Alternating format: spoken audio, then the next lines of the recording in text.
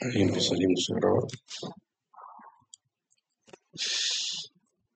Bueno, el tema que empezamos a ver hoy es programación orientada por objetos y que va a representar también eh, una nueva visión de la asignación que hemos venido utilizando hasta ahora. O sea, vamos a escorrer otro de lo más respecto de lo que hace la asignación en Python.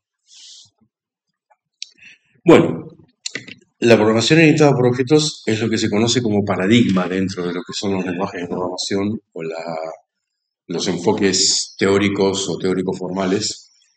Eh, la palabra paradigma aplicada al ámbito de la ciencia es una palabra que se popularizó a mitad del siglo XX en la epistemología. Básicamente lo que se estudiaba era cómo evolucionaban las teorías científicas, por ejemplo la física. Entonces se hablaba de que el paradigma de primera mitad del siglo XIX era un paradigma mecanicista, donde se representaba la física como objetos mecánicos, la dinámica, etcétera, etcétera. Después aparece el paradigma de campo, después de los trabajos de Faraday, después aparece el paradigma relativista, el paradigma cuántico, bueno, ese tipo de cuestiones. Acá en los lenguajes de programación, uno podría decir que la programación por objetos es como la evolución del paradigma imperativo, que es el paradigma orientado a la asignación.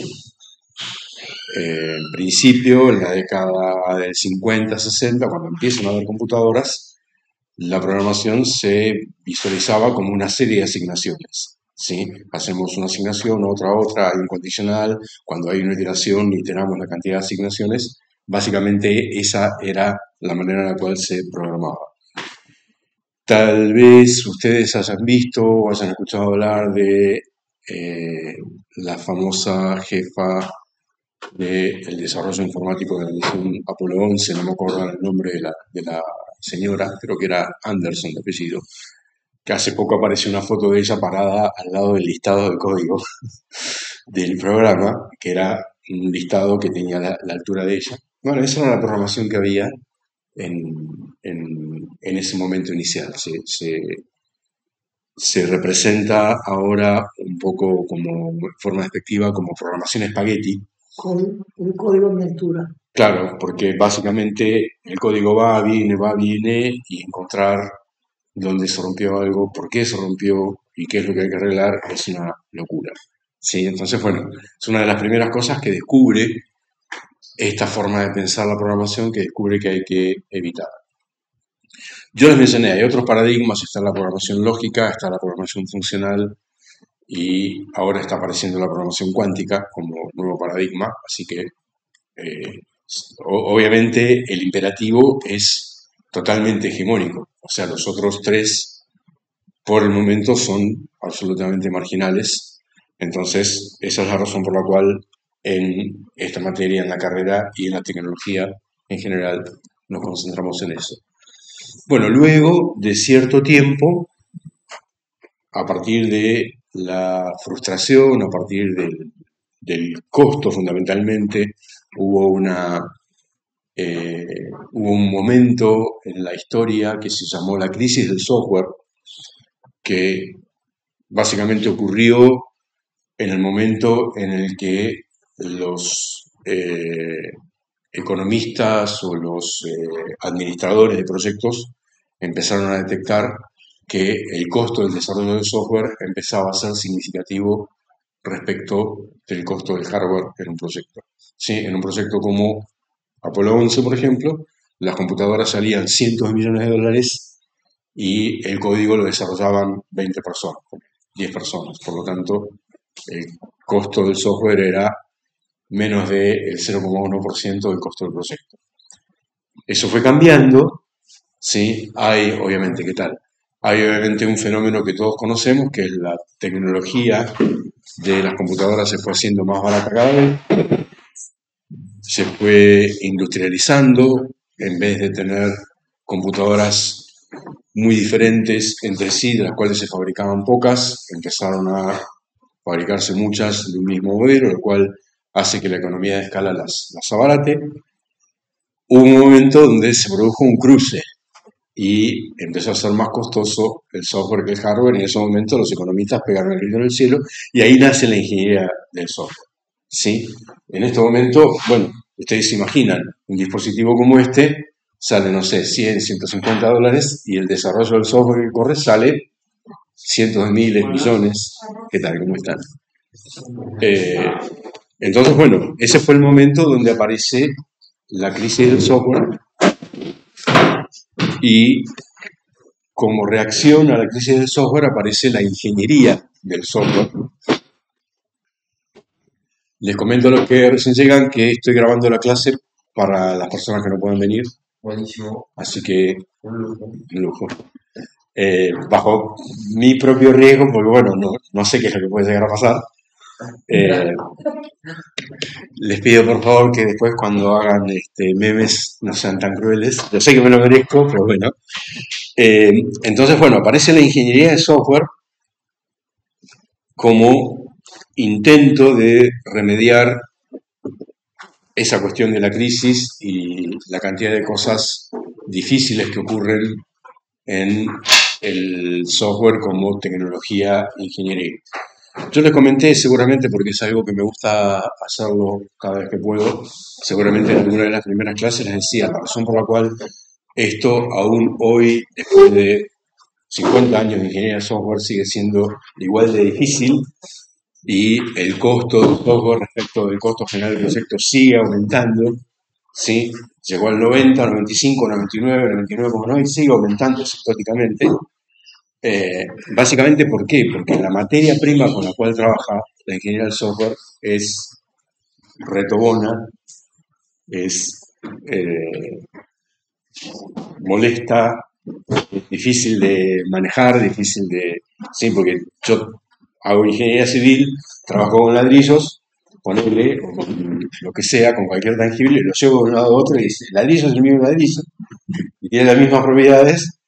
Y bueno, y eso me permite modularizar de una manera natural, o sea, cosas que se hacen con ladrillos, como por ejemplo paredes, una vez que las calculé las puedo llevar a cualquier lado, ¿sí? Con el software no pasa eso, de ninguna manera, o sea, este fibrón yo lo he venido usando antes, después, en este pizarrón, en la pizarra de la oficina, en otros lados, es el mismo y si no me sirve me compro otro diferente. Con el software no pasa eso, ¿sí? Yo me llevo esto a la habitación de al lado y ya se transforma y no anda, ¿sí? Y todo el tiempo nos está molestando con eso. Entonces, ¿qué es lo que intentó la ingeniería del software para tratar de mitigar esas dificultades?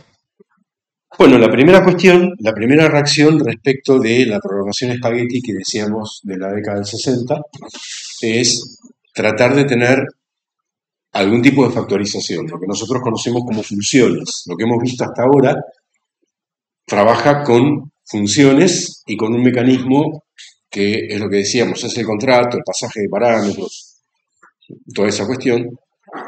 Y ese mini paradigma, que es una evolución de la programación imperativa original, ese paradigma se conoció como programación estructurada, ¿sí? La idea de la programación estructurada es, yo puedo factorizar el código en módulos.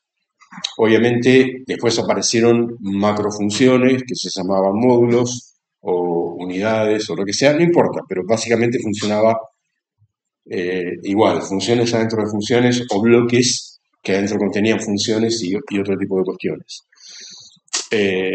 La idea de la programación estructurada, como ustedes se imaginan, es la de poder darle un reuso, como tratábamos de metaforizar recién, como que bueno, yo hago paredes o hago oficinas o lo que sea, y eso es reutilizable, por lo menos dentro de cierto punto es reutilizable, no tengo que reescribirlas cada vez, o si eso está en varios lugares haciendo lo mismo y me doy cuenta que tiene un error o algo por el estilo, no tengo que recorrer todo el código, sí, recordemos el listado con la altura de una persona, recorrer todo el código buscando la cantidad de veces que hice lo mismo para corregir el error. Y lo corrijo solamente en el lugar que ocurrió.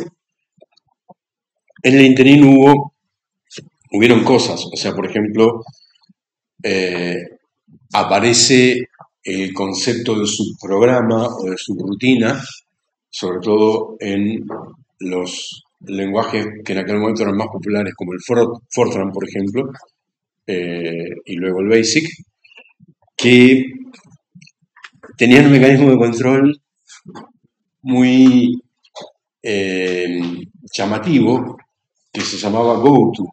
O sea, básicamente vos imaginate que tenías tu secuencia y en determinado momento una de las sentencias de tu secuencia era GoTo a un lugar. Era como vos tenías una marca que decía acá imprimo o acá hago tal cosa, ¿sí? Entonces la dirección de retorno dentro del código quedaba grabada dentro de una pila y por lo tanto las subrutinas se podían llamar a sí mismas y cada una sabía a dónde tenía que volver. El concepto de los frames y la pila de frames que nosotros vimos. Ese buen hombre que nosotros en algún momento mencionamos y que tal vez volvamos a mencionar, Dijkstra, que ustedes recuerdan, hablamos de él algunas veces, es una persona que ha sido muy influyente en todo esto, ha sido muy influyente, ha sido un reaccionario respecto de lo que se llamó la ingeniería del software, ha sido muy influyente en una familia de algoritmos, una forma de pensar los algoritmos que se conocen como algoritmos oportunistas, algoritmos para recorrer grafos, algoritmos para optimizar, etcétera, etcétera. Y pese a eso escribió muy poco. O sea, las obras completas de Dijkstra ocupan, no sé, 100 hojas, una cosa por el estilo. Hay uno de los papers cuyo título posta es On GoTo Considered Harmful.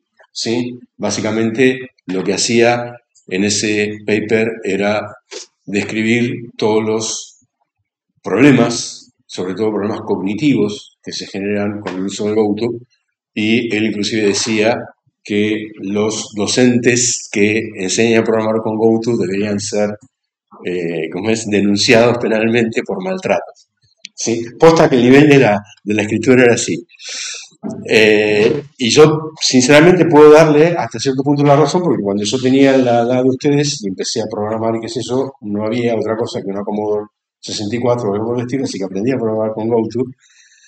Y puedo dar fe que la reconversión, si acaso, cognitiva, no fue para nada fácil. ¿Sí? O sea, salir de ahí y aprender a programar como la gente fue difícil. Bueno, básicamente el concepto es, necesitamos abstracciones, entonces la última abstracción que ocurre es la de la programación orientada por objetos. Nosotros hemos estado haciendo hasta ahora programación orientada por objetos, pero el lenguaje nos ha facilitado el acceso a la programación orientada por objetos de una manera increíble porque nos lo transparentó. O sea, cuando nosotros hicimos asignarle 4 a X, o sea, X símbolo igual 4, no quiero irme al pizarrón por el tema de la cámara, no sé cómo voy a hacer cuando tengo que hacer el pizarrón, cuando hacemos, sí, pero tengo el intérprete, mira, cuando hacemos acá, asignarle 4 a X, nosotros ya lo fuimos diciendo, fuimos preparando el escenario para que se entienda. Ahí se construyó un objeto que contiene el valor 4. Entonces, este operador que tenemos acá está corriendo un método que es el método constructor de la clase. Para nosotros es elegante porque es lo mismo que haríamos en cualquier contexto, pero en el backstage del intérprete está ocurriendo todo eso. ¿Sí? O sea, como yo les decía, hoy descorremos un velo más de la asignación. ¿Sí? La asignación. Bueno, bien. ¿Por qué no hace así el lenguaje y por qué no tenemos como hacemos, por ejemplo, si yo puedo hacer, no sé, a L asignale I al cuadrado for I in range de 10, ¿no? Entonces yo sé que L contiene esa lista y yo sé que a L le puedo aplicar métodos. Sí, puedo decirle, haceme un pop, y ahí estoy corriendo el método pop sobre un objeto de tipo lista. ¿Sí? ¿Se entiende lo que estoy diciendo? Los objetos tienen un comportamiento que está reflejado en esos métodos que están ahí. ¿Sí? Ustedes han visto diccionario, tiene un montón de métodos, lista tiene un montón de métodos, conjunto tiene un montón de métodos, y tienen a su vez atributos que son los que reflejan el estado del objeto. ¿Sí? Por ejemplo, no sé, yo puedo tener un complejo, ¿sí? Le asigno a C por complejo el, no sé, 2 más 3J, entonces el C.real es el atributo real del número complejo C. ¿Sí? Más o menos esto lo sabemos de una manera anecdótica, si se quiere, no está integrado todavía en un marco conceptual. Hoy empezamos con ese marco conceptual, el marco de la programación orientada por objetos. Entonces yo les decía, ¿por qué cuando yo estoy creando un objeto, estoy corriendo el método constructor de la clase, ¿por qué no lo estoy invocando como un método? Acá haríamos un poco de historia. Yo sé que la historia no es relevante y sé que estoy tirando trivia, ya saben que me gusta tirar trivia, me hago cargo, me controlo, créanme que el discurso interior durante la clase, un porcentaje importante del discurso interior durante mi clase es, está bueno tirar esta trivia de un lado y el otro no tiene tanta trivia. Y bueno. Pero bueno, cuando aparece la programación orientada por objetos como paradigma, aparecen lenguajes de tipo científico, por decirlo de alguna manera, como Smalltalk, donde esto se hacía todo en forma explícita. Entonces, hasta que vos lograbas hacer 2 más 2, tenías que programar toda una serie de métodos para definir la clase. Tenías que definir la clase número, tenías que definir la clase suma, después tenías que definir el objeto sumador. Bueno, era una dificultad bastante importante programar en Smalltalk. La idea no estuvo mal y los lenguajes tradicionales, por ejemplo C, vieron el valor que tenía la programación orientada por objetos, digamos, mediados, fines de la década del 80. C ya era un lenguaje muy popular, era probablemente, si no el más popular, uno de los más populares, y C tenía una gran cantidad de problemas de ingeniería de software. Entonces alguien vio, un sujeto llamado Strustrup, Bjarne Strustrup, dio la idea y dijo, vamos a crear un lenguaje que se llame C++, que sea un C orientado por objetos. Básicamente, no era un lenguaje orientado por objetos lo que él hizo, sino que se basaba en otro tipo de cuestiones, pero bueno, fue difícil. Pero ahí el problema más importante era que vos tenías la programación imperativa tradicional, al estilo programación estructurada o programación spaghetti, y lo que el lenguaje incorporaba a objetos. Tenías como dos mundos, entonces tus variables, la variable X, por ejemplo acá, o pertenecía a un tipo de datos nativo del lenguaje o era un tipo de datos que vos habías creado una clase. Había castas, ¿sí? Estaban los objetos que pertenecían a los tipos nativos del lenguaje y los objetos que pertenecían a los tipos de los objetos. Y juntar una cosa con la otra era difícil. Eso más o menos pasó con la mayor parte de los lenguajes de programación que arrancaron estructurados y se volvieron orientados por objetos, incluyendo el Object Pascal o el Delphi, etcétera, etcétera. Finalmente nace en el comienzo de la década del 90 un lenguaje ya nativo, objetos, que es Java, donde, bueno, vos tenés que empezar a programar directamente orientado por objetos. No podés hacer nada que no sea orientado por objetos. Y vos tenés acceso a la definición de las clases nativas. Ahora, ¿cuál es el problema con Java, sobre todo en un contexto como este? Yo sé que me dedico a docente universitario de materias introductorias, así que estoy preocupado por ver las tendencias.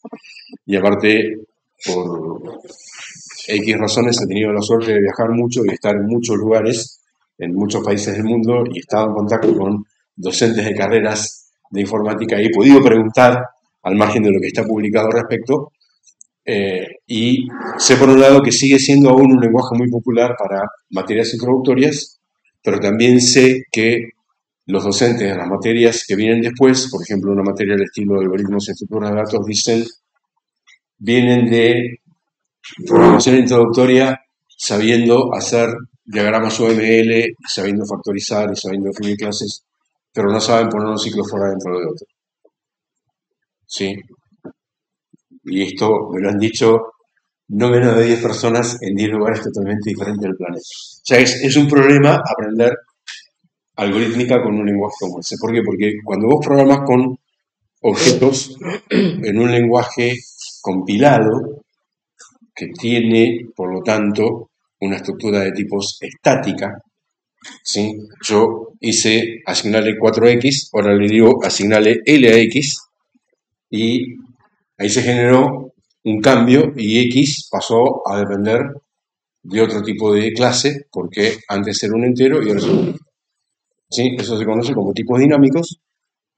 Los lenguajes compilados no pueden tener tipos dinámicos porque los lenguajes compilados tienen que generar un código que se va a ejecutar en el momento en el que ese código yo se lo doy a la máquina para que lo ejecute, y ahí ya no puedo negociar un cambio de la memoria o del hardware necesario para representar X.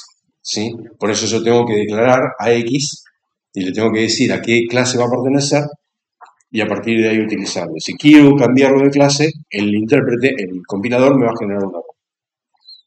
Bueno, por lo tanto, yo tengo que darle al compilador toda una serie de indicaciones que dependen de todas las capas de abstracción que están involucradas. Por lo tanto, el hola mundo requiere que la alumna o el alumno aprenda una cantidad de conceptos que en una materia introductoria son difíciles. ¿Sí? Que aprenda lo que es una instancia, que aprenda lo que es un pasaje de parámetros, todas cosas que nosotros fuimos aprendiendo en forma gradual. Nos llevó tiempo, nos sigue llevando tiempo. Bueno,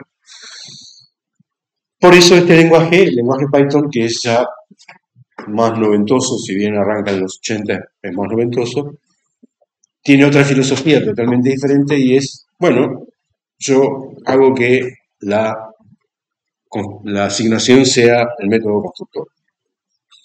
Bueno, más o menos lo que hemos dicho está explicado acá. Sí, básicamente yo puedo tener un objeto que es lo que yo referencio con un identificador, o sea, el identificador X acá o el identificador L o el identificador C hacen una referencia a un objeto. Ese objeto pertenece a una clase. Esa clase tiene predefinida, o yo puedo definir los atributos y los métodos que representan su estado y su comportamiento. En los tipos básicos, ¿sí? Yo ya tengo cosas predefinidas, entonces vamos a ver cómo se define una nueva clase. Bueno, como hace nuestro lenguaje, en general, vamos a hacerlo de la manera más simple posible. Si alguien en algún momento encontrase una forma más simple de definir nuevas clases, me muestra cómo lo hacen, porque sinceramente no he visto en ningún otro lenguaje. Básicamente vamos a tener una palabra clave que va a ser class y voy a tener luego un identificador que va a ser el identificador de la clase, que va a ser como cualquier otro identificador de todos los que nosotros utilizamos para objetos, para funciones, para métodos, etcétera, etcétera. Igual el otro identificador. ¿Cómo? El otro identificador sería un igual. No estaría entendiendo la pregunta. ¿Cómo la vas a llamar? Claro, yo elijo ahora cómo la voy a llamar. ¿Sí? Yo elijo cómo la voy a llamar. Y ese va a ser el nombre que va a aparecer. O sea, suponete que yo ahora pregunto cuál es el tipo de ese, perdón, type de X, por ejemplo, y me dice que pertenece a la clase lista. ¿Sí? Ese list como string es el nombre de la clase al cual pertenece el objeto L. Yo ahora voy a definir un nombre de una clase que yo voy a definir y ese va a ser el nombre que va a aparecer acá. ¿Sí? Entonces, bueno,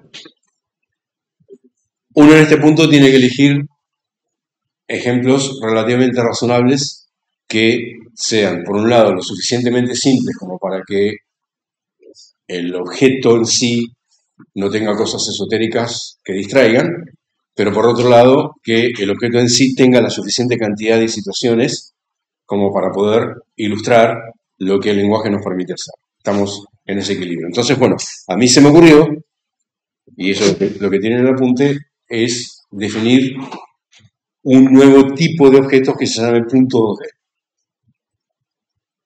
¿Sí? Que va a tener, obviamente, un atributo coordenada X, un atributo coordenada Y, que a cada punto de los que yo utilice le va a definir el estado, y después va a tener métodos que veremos cuáles serían los métodos que nos resulten adecuados.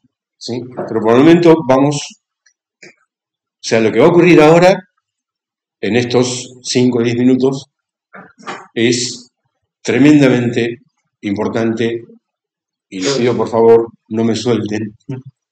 ¿Sí? Si hay algo que estoy haciendo que no se entiende, o hay algo que está pasando que no se entiende, lo volvemos a ver, lo volvemos a ver, lo volvemos a ver. O sea, esto que viene ahora es el nudo de la cuestión y no se puede desanudar en cosas más simples. No hay forma de desagregarlo. Ahora se van a dar cuenta por qué. Entonces, bueno, yo defino mi clase y la llamo punto 2D. Punto 2, A2D. ¿Sí? Y a partir de ahí, el intérprete me dice, bueno, ¿y qué va a tener esa clase?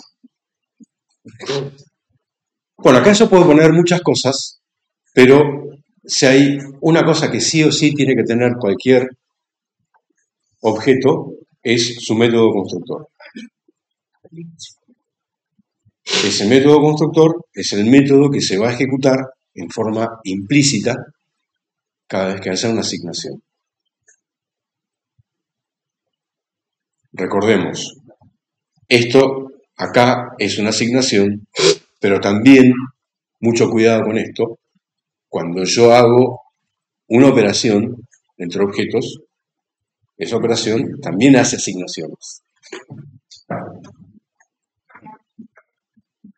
Y recordemos también que cuando yo llamo a una función por mi lista de atributos, cada atributo se evalúa y el objeto al cual es evaluado se asigna a cada uno de los parámetros correlativos. Así que el llamado a una función o el llamado a un método también tiene asignaciones. O sea, no pensemos que la asignación es solamente este operador igual. Entonces, nos tenemos que acordar acá, hasta que se nos haga hábito, la asignación ejecuta el método constructor de la clase. ¿Sí? La asignación es esto, pero asignación es ejecutar un método, o sea, acá se están generando asignaciones, ¿sí? Acá hay asignaciones. Cuando yo estoy haciendo pasaje de argumento a parámetro, hay asignaciones, y en todos esos casos se va a estar ejecutando el método constructor. Primera cuestión que tenemos que registrar, retener, memorizar. Segunda, yo voy a poder definir métodos para mi clase .2D que me resulten adecuados. Voy a poder, no sé, trasladar, aplicar la escala, ver el módulo, sumar, lo que ustedes quieran. ¿Sí? Ahí nos vamos a meter con eso después. Nos vamos a meter con eso. Pero hay métodos que todo objeto tiene que tener. Por ejemplo, el método constructor. Entonces, ese método se tiene que llamar igual en todos los objetos, para que el intérprete sepa que cuando hay una asignación tiene que ir a buscarlo ahí, a esa parte donde yo la definí. Entonces va a existir un conjunto de métodos llamados especiales, de los cuales el método constructor es el conspicuo, es el más notable. ¿Sí? Ustedes pueden hacer lo siguiente, esperemos que esto se vea bien en la clase. Yo pongo acá Python Special Methods. ¿Me está escuchando? No, me está escuchando. Bueno, buenísimo. Special Methods. Y acá voy a una página donde me dice, bueno, por ejemplo, tenemos el __, init. ¿Sí? Tenemos el add, etcétera, etcétera. O sea, vamos a ver que todos los métodos especiales todos empiezan con guión bajo, ¿sí? Y vamos a ver que hay una gran cantidad de métodos especiales. Vamos a ir viendo, ¿sí? Vamos a ir viendo para qué nos sirven, ¿sí? ¿Yo por qué estoy haciendo esto? Porque obviamente si me pongo ahora en modo OBSE a ver cada uno de los métodos especiales, se nos termina el cuatrimestre y no avanzamos con lo que viene después. Entonces, sepan ustedes que cuando tengan que ir a buscar métodos especiales, che, necesito algo que corra el menor igual. Y seguramente que el menor igual debe ser el mismo en todos los objetos. Si quiere haber un método especial que define el menor igual, ¿sí? ¿Para qué voy a querer redefinir el menor igual? Y bueno, yo en algún momento voy a tener una lista de puntos y voy a querer aplicarle el método sort. Quiero que me ordene una lista de puntos en base a un criterio que yo definí. Bueno, yo le tengo que decir, bueno, cómo comparar dos puntos entre sí, y luego el método sort va a ir a buscar ese método especial y con eso va a ordenar la lista. Eso es lo que nosotros habíamos denominado herencia, ¿se acuerdan? ¿Sí? El método sort aplicado a una lista de objetos hereda el método comparar de ese objeto. Bueno, lo vamos a ir viendo. Entonces, ok, el método especial para el constructor es el init. Alguien que por favor cierre la puerta. Ya sabemos que... Entonces, ¿yo qué voy a hacer ahora? Voy a definir una función adentro de la clase. Y voy a definir el método especial, que son los doble guión bajo init, guión bajo. ¿Cómo? ¿Te podés decir? Sí. No, le pongo init porque ese es el nombre del método especial. ¿De qué? Ese es el nombre del método especial. El método especial constructor de todas las clases, las predefinidas y las que yo defina, y las que defina cualquiera en cualquier parte del planeta, se llama guión bajo, init, guión bajo. Y el método especial para ejecutar el operador crucecita, que lo uso para sumar números, o para concatenar strings, o para etcétera, etcétera, se llama guión bajo, add, guión bajo. Ese va a ser el método que se va a ejecutar cuando yo le diga tipito más tipito. ¿Sí? Si yo le digo tipito más tipito, va a ir a buscar adentro del class tipito el método guión bajo, add, guión bajo. Les pido por favor que si esto que estoy diciendo no se entiende, me lo hagan repetir la cantidad de veces que sea necesario. ¿Sí?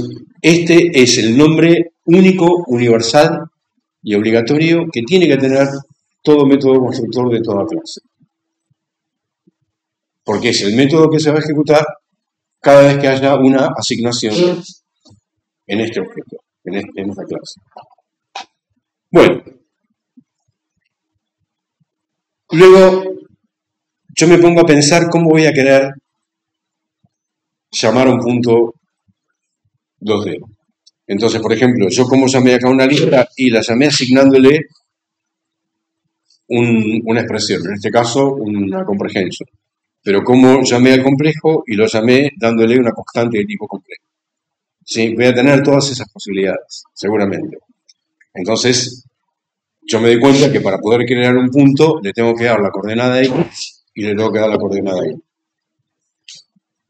Entonces, la asignación explícita con este operador o implícita a través de un pasaje de parámetros o una expresión o lo que sea, tiene que tener la parte X del punto 2D y tiene que tener la parte Y del punto 2D. Acá nos vamos a encontrar con un tema que es... ¿Vieron esas imágenes que hay por ahí que vos podés ver dos caras o un jarrón? ¿Sí? O esas imágenes que son como ilusiones ópticas que, bueno, ¿vieron que hasta que no pasa algo cognitivamente no te cae la ficha? Bueno, esto que voy a decir es característicamente uno de esos puntos críticos cognitivos donde tarda en caer la ficha y la ficha que cae, cae en forma perceptual, no cae en forma conceptual. Es algo que lo tenemos que percibir y no lo podemos razonar. Y es cuando yo estoy construyendo un objeto, porque estoy creando un objeto, porque estoy ejecutando el método constructor, ese objeto no tiene una referencia. Hasta ahora, cuando yo le digo a L asignarle tal cosa, o a X asignarle tal cosa, o a C asignarle tal cosa, yo le doy la referencia. La referencia es un identificador que yo se lo doy porque a mí se me canta. Pero en el momento en el que se está ejecutando y se está construyendo el objeto que después va a ser referido por el identificador que yo le doy, en ese momento el objeto no tiene una referencia. Vos decís, bueno, pero le puedo dar L como referencia. Y no le des L como referencia, porque si L es una referencia mutable y a su vez viene por otro lado, vas a romper cosas y vas a hacer lío, ¿no? Tenés que generar una referencia anónima que solamente sea conocida dentro del método constructor y que después esa referencia anónima sea referenciada por el que te lo pidió. O sea, yo acá voy a crear un punto 2D, como acá creé un objeto de tipo integer, ¿sí? Pero mientras se corrió el constructor, este objeto tenía una referencia que solo el constructor conocía. ¿Sí? Esa referencia, yo le puedo dar el nombre que se me ocurra, porque es, en definitiva, un parámetro interno que me dice, este es el objeto que estás construyendo. Acá ocurre una cosa que es anecdótica, pero es importante que lo sepan, y es, yo no sé si han usado ya alguna vez alguna biblia de Python, si han usado NumPy o algo por el estilo, ¿sí? Bueno, vieron que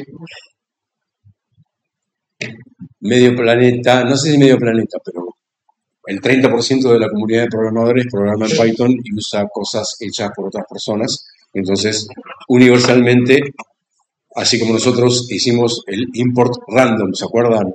¿Sí? Yo puedo hacer el import de pandas o el import de NumPy o el import de Matplotlib o lo que sea, pero para no escribir pandas.tal cosa o NumPy.tal otra o tal otra, ¿sí? Yo puedo decirle, importámelo con un identificador. ¿Sí? Yo podría haber dicho import random as rd, por ejemplo. Entonces, en vez de decirle random randinten, le digo rd.tal cosa. Eso lo hace todo el planeta porque la vez número 3, 4, 5, que tuviste que escribir todo el nombre de la biblioteca para referenciar algo que contiene la biblioteca, pues puede ser más cómodo. Entonces, todo el mundo usa NP para NumPy, PD para pandas, ¿sí? SDS para Seaborn, etcétera, etcétera. Todo el mundo usa eso.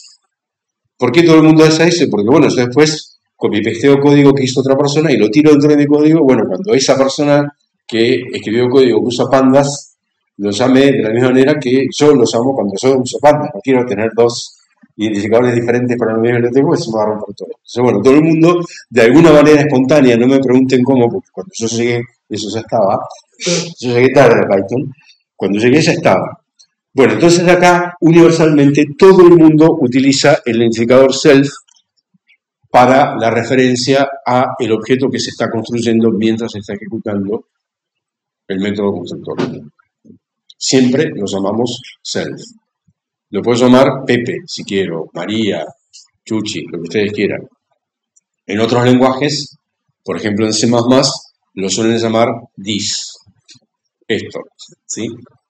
Son convenciones. Insisto, este identificador es arbitrario. Como es arbitrario cualquier identificador de la lista de parámetros de cualquier método, de cualquier función, ¿sí? Pero es el mismo que yo tengo que utilizar después. Bueno, luego, ¿qué voy a recibir? Voy a recibir, por argumento, cuando se ejecute, voy a recibir el X del punto que se va a construir y el Y del punto que se va a construir. Eso por parámetros. ¿Sí? Esos serían los parámetros que voy a recibir. O sea, acá va a ocurrir una cosa muy extraña. Yo estoy definiendo el método constructor ternario, pero cuando lo llame lo voy a llamar binario. ¿Por qué? Porque el tercer parámetro, que es el primero de todos, siempre es una referencia a este objeto que es el que voy a construir.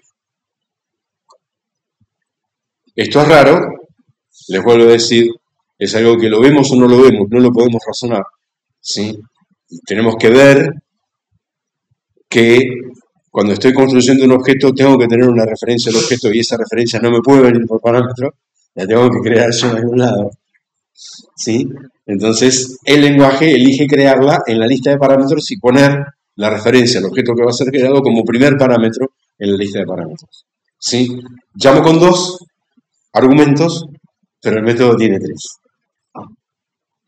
El día de mañana, si llamo a un objeto que no tiene argumentos, tendrá uno solo en el método constructor. Si llamo a uno que tiene 3, tendrá 4 en el método constructor. Bueno, listo. Ahora tengo que identar una más. Tengo que identar una más para que quede claro que estoy adentro del def. Y acá, bueno, yo lo que quiero hacer es asignarle a el atributo X del punto el valor X que me pasaron por parámetro. Y asignarle al atributo Y el valor Y que me pasaron. Entonces le digo self.x, asignale X, y self.y, asignale Y. ¿Sí?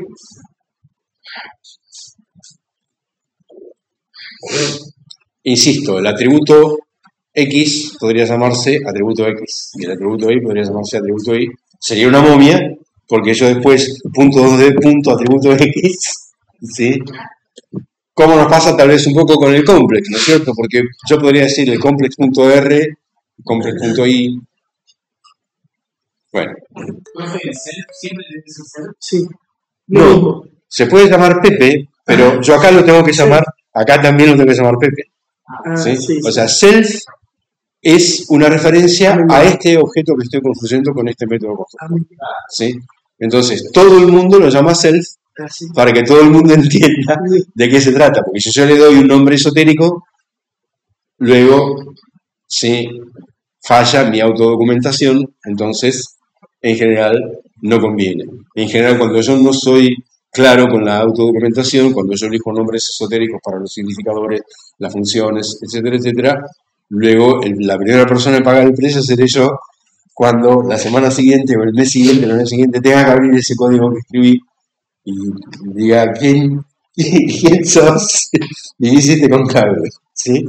¿Cómo puedo haber hecho una cosa? Bueno, créanme que ese diálogo interior lo tenemos todo el tiempo, ¿sí? Si ustedes quieren jugamos un partido de ajedrez o de truco o lo que sea y después vemos el video y después nos vemos a nosotros mismos cuando ¿cómo no te diste cuenta de esta cosa? Bueno, estamos todo el tiempo rescatándonos, ¿sí? Y volvemos a decir una cosa que hemos dicho 1000 veces, y espero que crean que lo decimos con sinceridad. Lo importante no es no cometer errores, lo importante es aprender a rescatarse, ¿sí? Porque cometer errores siempre vamos a cometer errores. Bueno, listo. Con esto ya tengo todo lo que necesito, ¿sí? Cerré la función del def y cerré la clase. La clase solo tiene un método constructor. Pues no podrías operar con suplemento, ¿no? ¿Cómo? Pues no podés operar con suplemento. No. La clase solamente sabe crear objetos. ¿Sí? La clase solo sabe crear objetos. Fíjense, yo a partir de este punto puedo decirle a P, asignarle punto de... Ay, Dios. Tengo que tener, obviamente, el mismo identificador que le puse acá de, por ejemplo, 1, 2. Listo, ya está. Ahora bien, le pregunto, ¿qué es P? Y, bueno, tengo algo al estilo del zip, ¿se acuerdan? No sé si han usado objeto tipo zip. ¿Sí? El zip, habíamos dicho, es un objeto no imprimible porque, como es un objeto que puede, en forma dinámica, asumir formas diferentes, no puede tener predefinido una representación visual, por llamarlo de alguna manera, porque no sé qué es lo que va a tener. Bueno, el objeto está ahí. Fíjense que también tengo algo que se llama main, que esto tiene una razón de ser y me está diciendo el objeto de tipo .2D pertenece a el intérprete. ¿Se acuerdan cuando estuvimos viendo recursión y veíamos la pila de frames que cada función llamaba a un frame, etcétera, etcétera. Bueno, la base de esa pila es el intérprete, lo que el intérprete sabe. Entonces, como obviamente esto va a ser recursivo, yo voy a tener la posibilidad de definir clases dentro de clases, o que una función que se está ejecutando en algún lado cree un objeto. El intérprete tiene que saber ese objeto a qué parte de la historia de la ejecución pertenece. Entonces, acá, sí. ¿Eso se puede asociar con alguna biblioteca o algo, cosa que no digas cuando pones el punto 2D, que te muestre el punto como imagen o algo así? Sí, claro, por supuesto. Eso, Dentro de la misma definición de... Eso vamos a hacer cuando veamos, por ejemplo, Matplotlib, que te permite graficar cosas, obviamente. ¿Sí? Obviamente. O sea, siempre creo que se está dando con más claridad el concepto que era muy, muy abstracto al principio. Siempre la idea es que todo sea interoperable. Siempre la idea es que todo pueda recibir cualquier cosa hecha en cualquier lado y que se dé cuenta más o menos cómo funciona. Bueno, pese a eso, yo puedo decirle cuál es la coordenada X del punto P y me dice es 1, y cuál es la coordenada Y del punto P y me dice es 2. O sea, tal cual nosotros hemos hecho la predicción, esto que escribimos acá ejecutó el método constructor de la clase .2D y el método constructor creó un objeto, le asignó al atributo X el valor del primer parámetro y le asignó al atributo Y el valor del segundo parámetro. Está haciendo lo que tiene que hacer. Bueno, ustedes van a ver en el apunte una narrativa, que es la que vamos a tratar de hacer acá. Sí, en el apunte tenemos una narrativa genérica, pero yo no la quiero repetir porque no quiero llevarlos por un tren fantasma para que digan qué lindo que es así, etcétera, etcétera, sino que quiero que vayan interactuando. Y por otro lado, también una cosa que va a ocurrir es, obviamente, esta clase que tengo acá tan minimalista no me va a servir nada más que para lo que estoy haciendo ahora. Entonces se puede hacer otra cosa, simplemente para que vean que estamos lejos todavía de tener algo utilizable. Sí, y acá le digo, por ejemplo,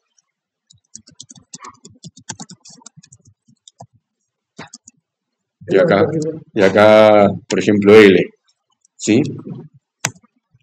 Listo, le creo un objeto Q, que es un punto. Bueno, ¿cuál es la coordenada X del punto Q?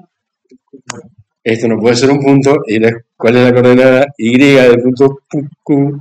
Una lista que tiene tantas cosas. ¿Sí? Bueno, claramente me encuentro con una situación que es, che, bueno, esto es demasiado promiscuo para punto. ¿Sí? Vamos a tener que hacer algo que lo simplifique un poco. Entonces acá nos vamos a encontrar con otro aspecto que también lo vamos a ver, pero más adelante, probablemente después que terminemos con esto, ya entramos en tiempo de descuento del tercer parcial, así que cuando terminemos con el tiempo de descuento del tercer parcial, vamos a ver un último tema de teoría que es lo que se llama la gestión de las excepciones. ¿Sí? La gestión de las excepciones es, yo defino una linda función, etcétera, etcétera, que recibe lindos parámetros, pero cuando divido por 0 o cuando se encuentra con algo se me rompe. Entonces, bueno, yo quiero proteger a ese código de las situaciones excepcionales. Acá, ¿cuál es la situación excepcional? Y le estoy pasando por argumento cosas que no pueden ser coordenadas.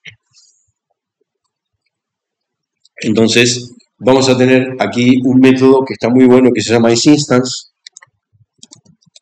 ¿Sí? Por ejemplo, isInstance 3 del tipo int, por ejemplo, y me dice true. IsInstance, qué sé yo, el string que contiene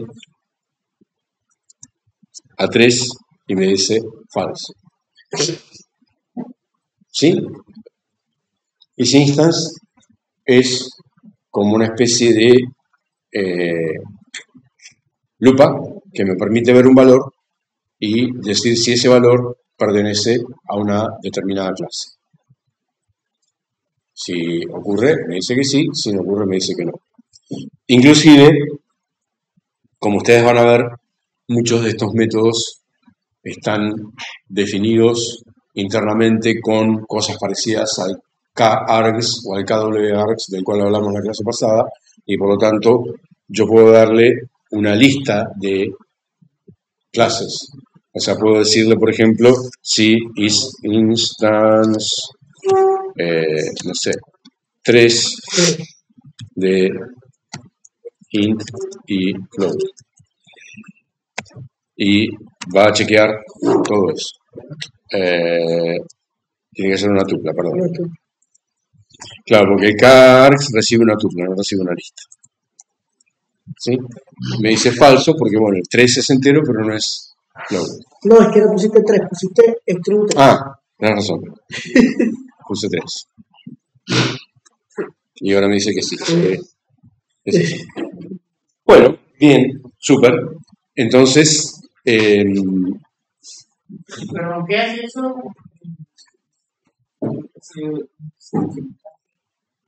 isInstance recibe un valor y una clase o una tupla de clases y te devuelve verdadero si ese valor pertenece a esa clase o a todas las que están en esa tupla de clases.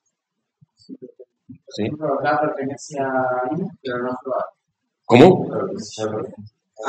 Ya le pertenece a alguno, ya te lo devuelve tú. No. Tiene que pertenecer a todos.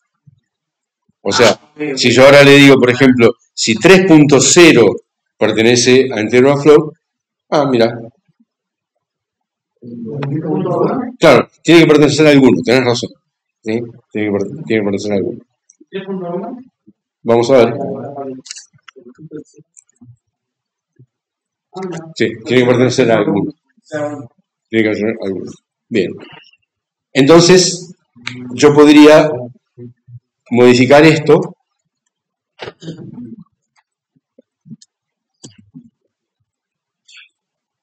y acá, en vez de hacer esto, es if is instance de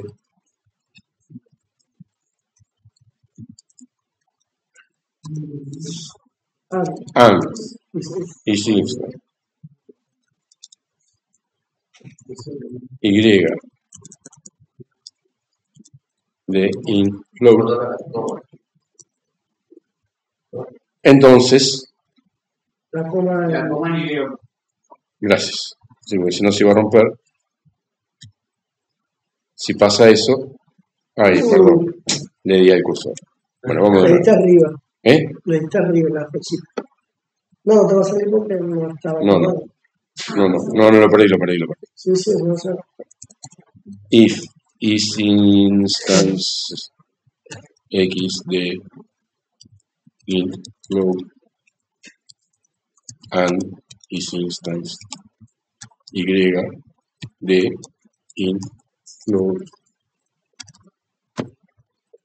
Si pasa todo eso, entonces hacemos que self x pase a valer x, hacemos que self y pase a valer y,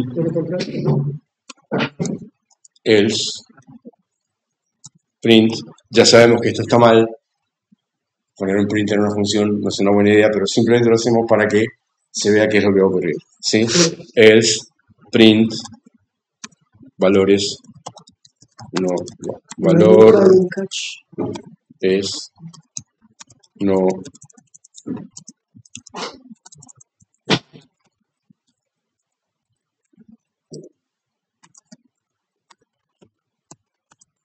bueno. Entonces ahora repetimos, a ver si tenemos alguna señal de P, ¿sí? Entonces fíjense que ahora hemos construido un objeto de tipo .2D con la nueva clase.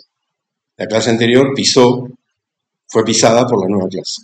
Entonces, p.x vale, etcétera, tal cual lo mismo que vimos. Ahora, si voy a este otro que estoy queriendo hacer acá, me dice valores no válidos, ¿sí? No pudo asignarle la parte de X, la parte de Y. Pero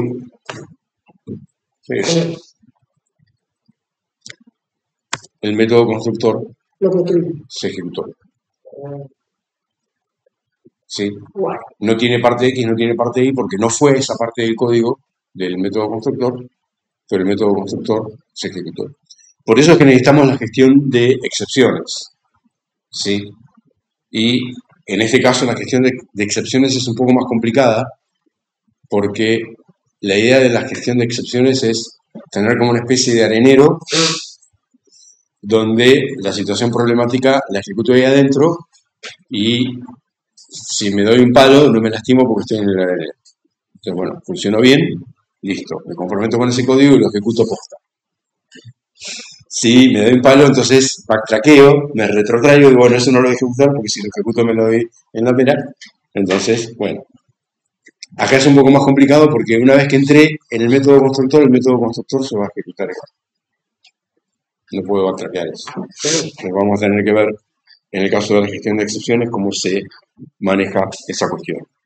Bueno, yo no voy a hoy, ahora, en este punto, ponerme a reescribir en la línea de comandos todo cada vez, porque así como pasó recién que me equivoqué, me voy a equivocar 1000 veces, entonces lo que tengo, si lo encuentro en algún lado, es, tengo una clase hecha, exactamente, entonces lo que voy a hacer es, para que la encuentre, ¿dónde estará? Sí, es para todos los activos. Ah, y no le va a dar la próxima. Para, déjame leer porque si no leo, no.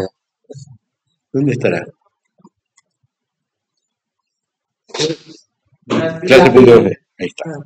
Ahí tengo la clase hecha. Sí, ahora que me decías. Eso lo vas a leer lo de los atributos privados. Sí, claro. Pero no es el momento todavía. Bueno, entonces tenemos acá un punto PY que después se acuerda y me lo piden para que lo pongan en el grupo de WhatsApp, o etcétera, etcétera. Fíjense que el triple comillas también sirve para el helper.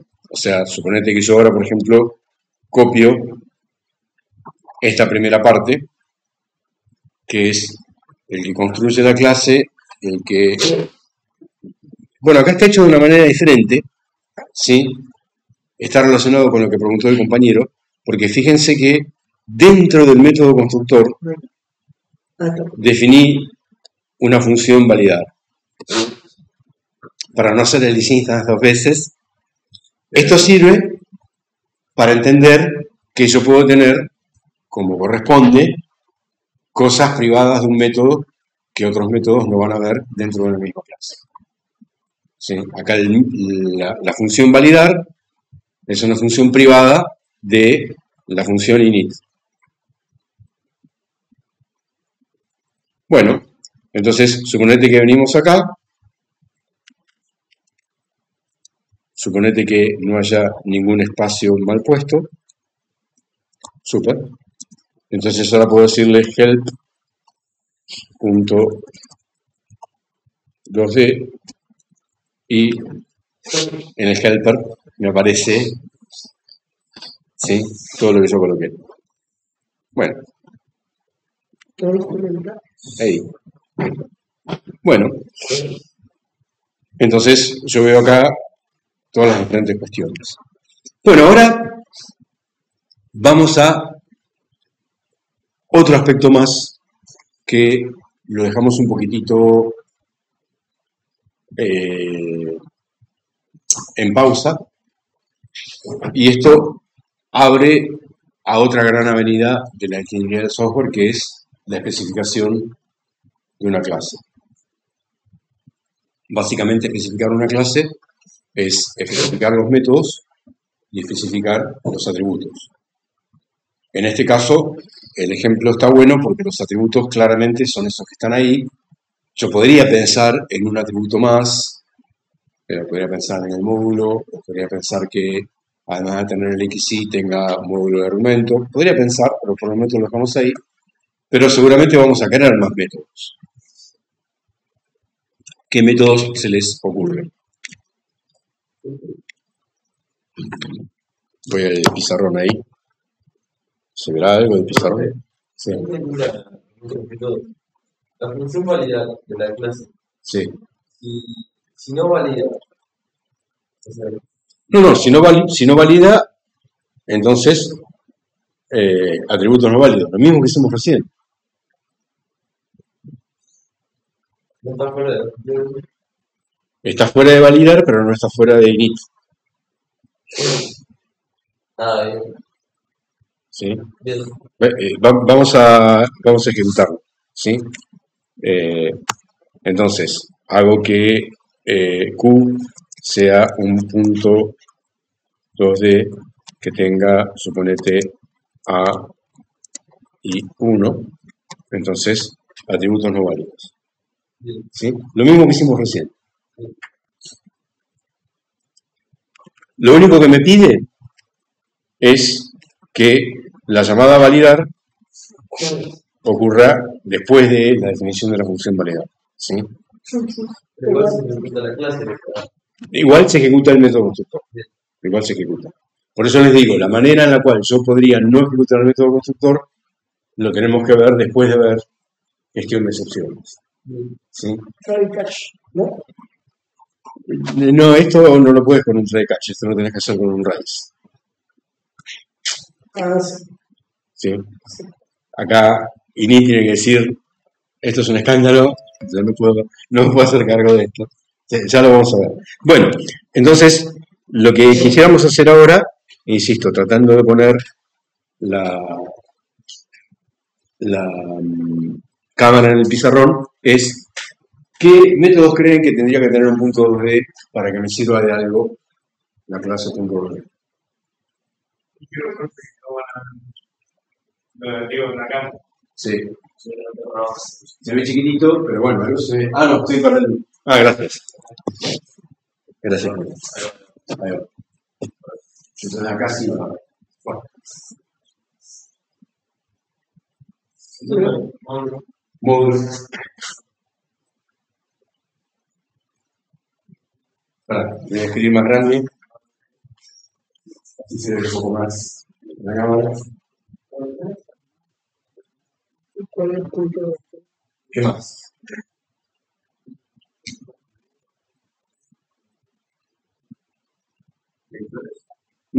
¿Vectores? ¿Qué sería vectores? Hacer una función para unir.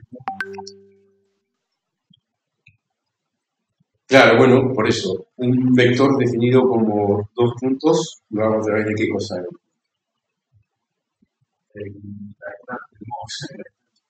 No, módulo es una cosa. De la red, ¿no? Claro, sí, recta. Módulo es una cosa y distancia es otra. ¿Sí? Está bien. Y es importante porque va a ser relevante esto en la discusión que sigue. ¿Sí? Es cierto que la distancia entre dos puntos es el módulo de la red. ¿Sí? O sea, entre módulo, recta y distancia, sé que no necesito todas. Porque algunas las puedo hacer con otras. Esto que estamos haciendo tiene un nombre en la ingeniería de software y se llama especificación funcional.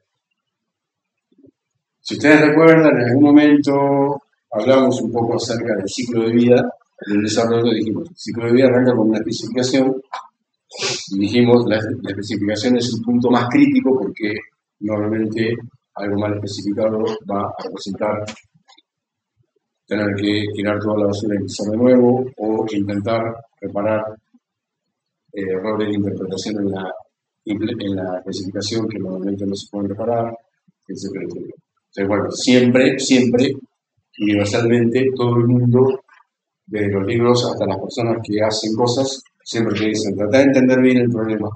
¿Sí? Por más que el contador te diga, lo que quiero es desgravar el IVA. Sí, claro, él entiende una cosa, pero vos tenés que tener lo que entiende.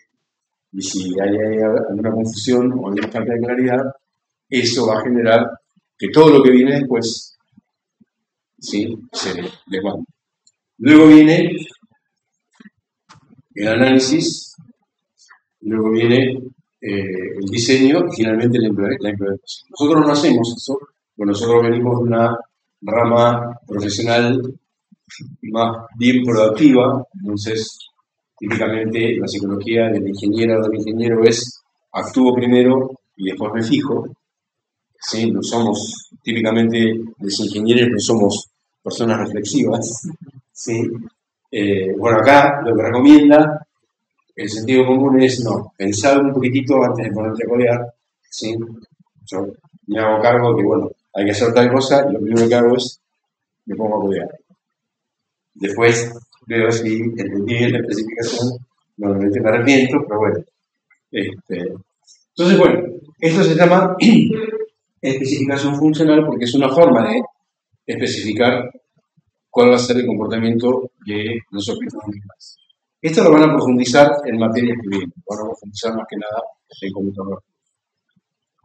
Pero básicamente lo ponemos acá porque es lo primero que tenemos que ponerse a pensar. O sea, que además del método constructor, ¿qué otra cosa voy a querer que tenga mi clase punto de derecho?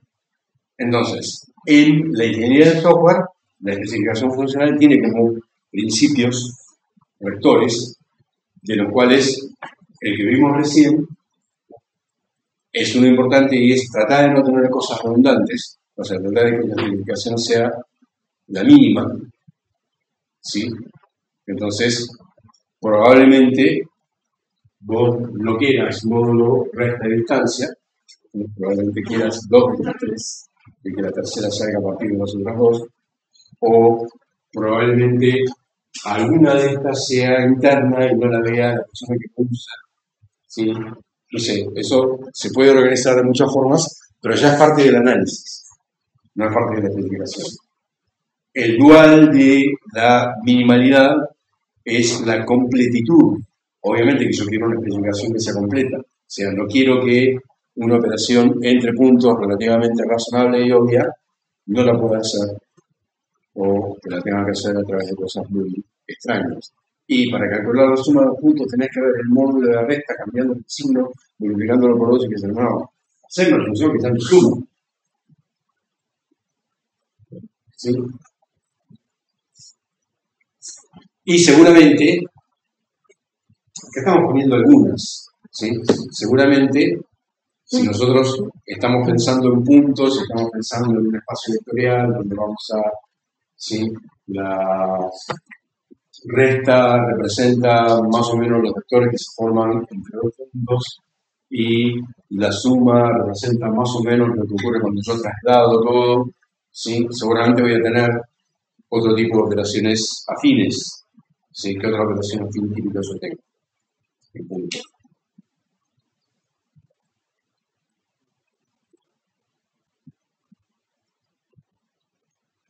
¿Cuáles son las 3 operaciones básicas que tiene un espacio de punto?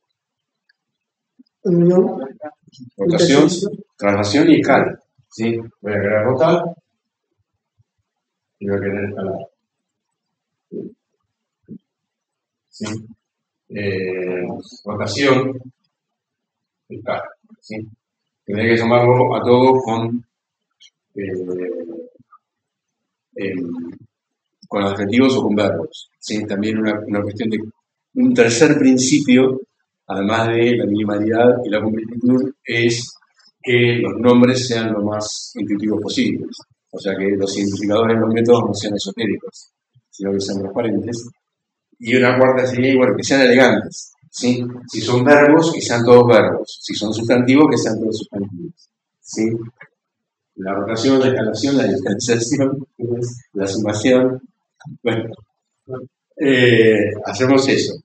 Bien, entonces, tal vez no hagamos todos estos, tal vez hagamos algunos, ¿sí? Simplemente para ver qué es lo que ocurre. Pero bueno, además de esto, yo seguramente voy a querer decirle, che, bueno, cuando te digo P, vengo acá y tengo un punto P legalmente creado, ¿sí? Quiero que me digas qué es lo que tiene, ¿sí? Ese es otro método especial que se llama repr.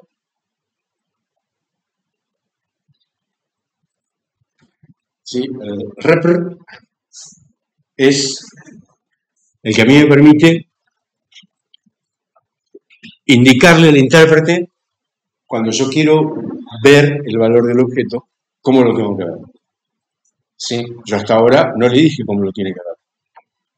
Y el repr también va a tener un comportamiento importante porque también va a ser el que va a permitirme serializar el objeto cuando yo, por ejemplo, lo quiero guardar en un archivo, lo tengo que transmitir o algo por el estilo. ¿Sí? Serializar es convertir en string. O sea que se puede decir, que pueda decirle str de p y que me diga qué es lo que hay. Ahora en este punto no sé qué es lo que pasaría si yo le digo str de p. Me transformo el repr en string. ¿Sí? En este punto, presten atención. Todo lo que nosotros conocemos de los objetos de Python tiene que valer con esos objetos. Todo. ¿Sí? Si un objeto nativo de Python es serializable con el str, yo tengo que poder serializar mis objetos. Si no hay algo, está mal. Bueno, entonces, suponete que le agregamos el repr. ¿Sí? Entonces, fíjense cómo es el repr. Es la cosa más fácil del mundo. Es simplemente hacerle un return, en este caso de un string, para poder ver qué es lo que yo quiero que se vea, con el nombre que yo le di. ¿Sí? Yo acá le puedo decir P2D en vez de .2D, pero simplemente para que sea consistente lo voy a manejar de una manera o de la otra. Entonces, bueno, supongamos que esto yo lo copio arriba para tener solamente el repr.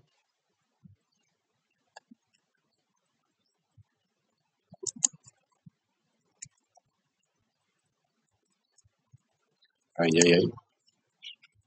Entonces ahora nuevamente redefinimos la clase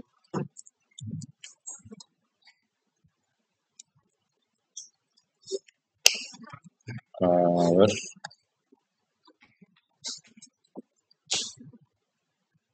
Acá me falta un espacio. Nuevamente redefinimos la clase usando lo anterior.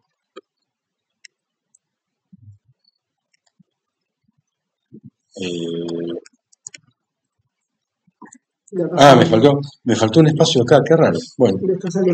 ¿Sí? ¿Cómo? No te escucho bien.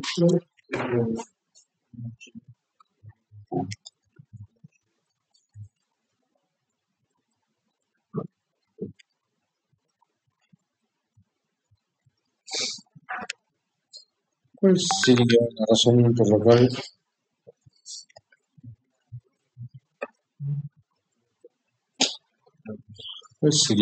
por la cual me está dando error de indentación? Y encima lo peor de todo es que rompí el archivo.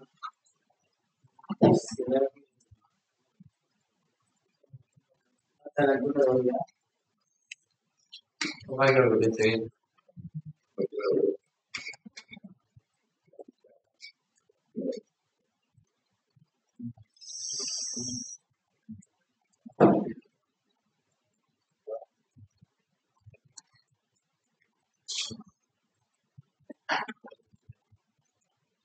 Perdón por esto,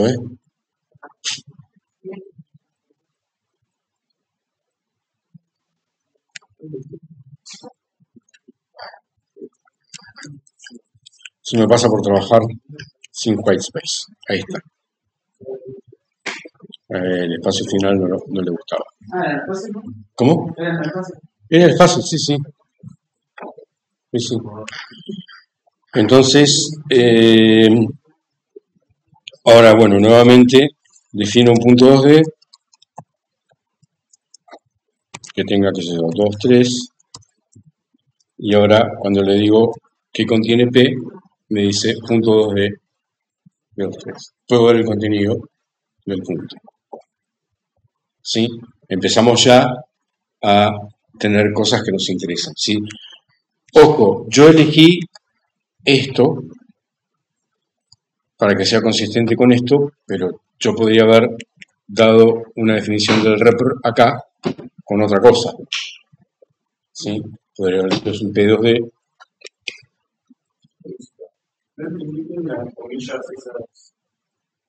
¿Las tres comillas? No. Ahí que pone return, Sí. abre paréntesis, una comilla, cierra, recibe. Acá. Sí. Es lo que te impide. Esto que tengo acá es un string Un print. que tiene dos lugares de format.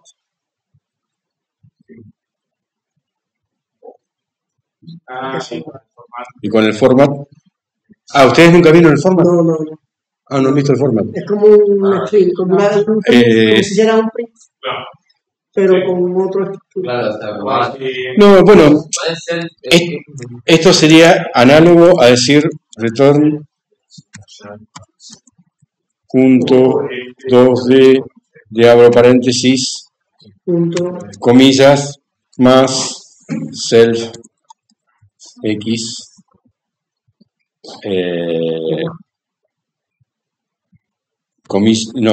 comillas, coma, no, más comillas, coma, comillas más self y más comillas, cierro paréntesis, comillas, cierro paréntesis retal. ¿Sí? Es lo mismo que agregar un F antes de las comillas y en Ah, sí, claro, sí, exacto. Claro, la F es de forma. Bueno, Sí, la F es de forma. Sí. O sea, básicamente yo lo que estoy diciendo es, acá, en este lugar, copia esto. ¿Sí? Luego viene la coma, luego acá en este lugar, copia esto. Luego viene el paréntesis y luego cierra. Hay múltiples formas de hacer eso. Hay muchas formas de Porque hacerlo. también me viene adelante poner una F y entonces poner punto, no sé qué más. Sí, esa es La otra forma. Esa es la forma más usual. Bueno,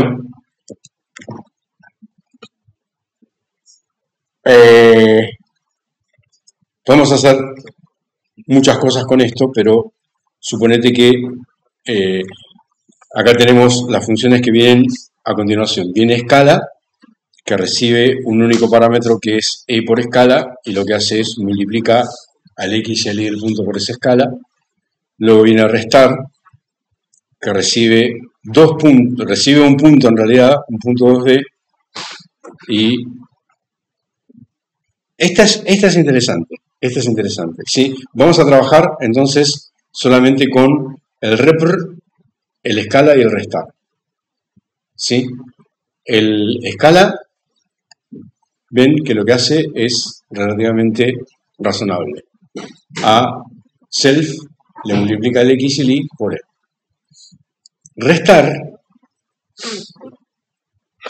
recibe un punto 2D y lo que hace es crea un nuevo punto 2D con el método constructor. O sea, sí, dos valores Recibe 1. y entonces me quiero ver. A este le resta. Ah, bien. ¿Sí? Recibe 1. A este le resta. ¿Sí?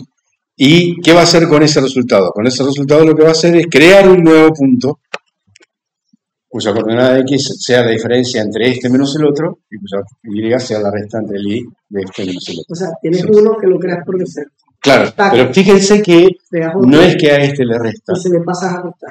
No es que a este le resta, sino que crea un nuevo punto. Es una decisión de diseño. ¿Sí? Yo podría decir, restate esto, entonces lo haríamos al estilo de acá recibo otro y acá hago la resta.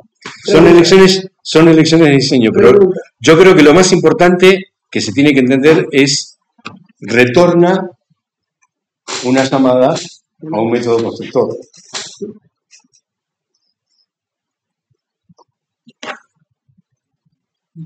¿Sí?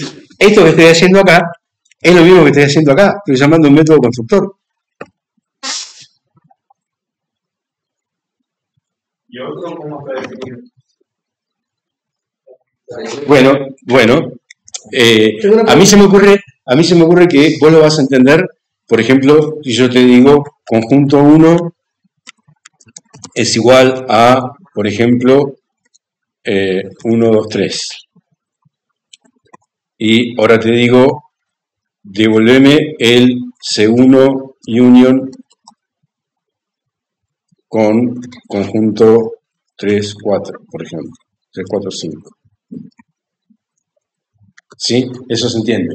¿No sería el segundo? Segundo. C1 y union. Sí, gracias. ¿Sí? Ahí le estoy diciendo, che, C1 unite con otro conjunto. Acá en restar le estoy diciendo, che, punto, que no sé cuál es, restate con este otro punto que te paso por argumento y dame el resultado en un nuevo punto. Como acá, union me va a dar un nuevo conjunto que no es ni el argumento ni el C1, es otro, me construyo otro. ¿Sí? ¿Por qué lo hacemos de esta manera? Porque queremos que nuestros objetos trabajen igual que los objetos nativos de Python, porque de esa forma luego voy a poder hacer un punto 2D por comprehension, por ejemplo. ¿Sí? Voy a hacer todo lo mismo que hice con lista, con D, lo voy a poder hacer con Segundo. punto. ¿Sí? Ahí me crea, en el caso de punto 2D, son tres objetos tipo punto 2D. Sí, El que creo al principio, Exacto. el otro que le paso y el resultado. exactamente. ¿No? Exactamente. Eso no me sigue Sí. ocupando espacio. Claro, pero digamos, para los que vienen de C++, una de las cosas que se preguntan es, che, pero ¿y por qué si hay un constructor no hay un destructor? Sí. ¿Sí? Una cosa que siempre pasaba en los lenguajes orientados por objetos es, vos tenías que definir para tu clase la función constructora y la función destructora. ¿Por qué Python no tiene destructora? ¿Por qué? Por el garbage. que Por ya el recolector, exactamente. va limpiando. Por el garbage collector, exactamente. Bueno, suponete entonces que nos quedamos hasta acá.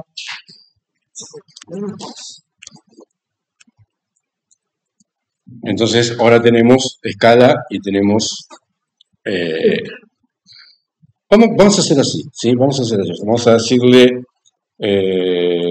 import random y ahora vamos a decirle a L, asignale por comprehension un punto 2D de random random de 0-100, por ejemplo, random de 0-100 for i in range de 10. ¿Sí? Esto nos va a generar 10 puntos, nos va a generar una lista de 10 puntos con coordenadas aleatorias. ¿Sí? ¿Cuánto vale L? Bueno, ahora ya puedo decirle que LE sea una lista escalada, donde voy a tener el método se llamaba escala, ¿sí? Escala de P, suponete 0.1, ¿sí? Por P in L. Va a tomar cada punto P en L, con ese punto P va a llamar, perdón, P, escala 0.1 por P in L. ¿Sí? Va a tomar a cada punto P en la lista L y para ese punto P va a llamar al método de escala con el parámetro 0.1. Cuando tiene L escalada, no me anduvo. A ver. Pero estaba definido el punto flat. ¿Cómo? Porque es Sí. escala en L, escala en P,01. Porque tenías que pasar el valor, ¿no? Claro, no. Dame cómo definiste escala. Falta un. A ver. ¿Cómo definiste escala? Y te pasas a ti mismo, no le escalas. Ah, tenés razón, claro. Sí, claro. Está bien. Escala modifica el punto. Ah, bueno. Entonces vamos a ver si eso es cierto. L Él lo borraste. lo borré. No. Ah, Sí. Fíjense. Se modificó el la lista L, porque No claro, sé, yo modifiqué no, todos los puntos. Yo modifiqué todos los puntos. Entonces tengo acá el primer punto que era 1839.